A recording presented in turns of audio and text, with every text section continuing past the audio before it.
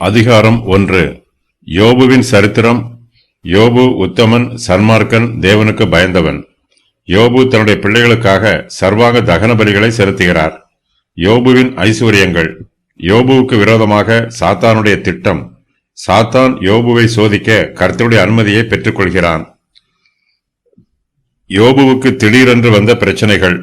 யோபுவின் ஐஸ்வர்யம் அழிந்து போயிற்று. யோபுவின் பிள்ளைகள் மரித்து போகிறார்கள். யோபு தனக்கு வந்த உபத்திரவங்களின் மத்தியிலும் பொறுமையோடும் தெய்வ பக்தியோடும் இருக்கிறார். நம்முடைய ஐஸ்வர்யம் நமக்கு பாதுகாப்பு அல்ல. நாம் நீதிமான்களாக இருந்தாலும் நமக்கு பாடுகள் வருவதற்கு வாய்ப்புள்ளது. கர்த்தரை நம்பி அவரிடத்தில் பயபக்தியாய் இருக்கும்போது கர்த்தர் நம்மை பாதுகாப்பார், பராமரிப்பார், ஆசீர்வதிப்பார்.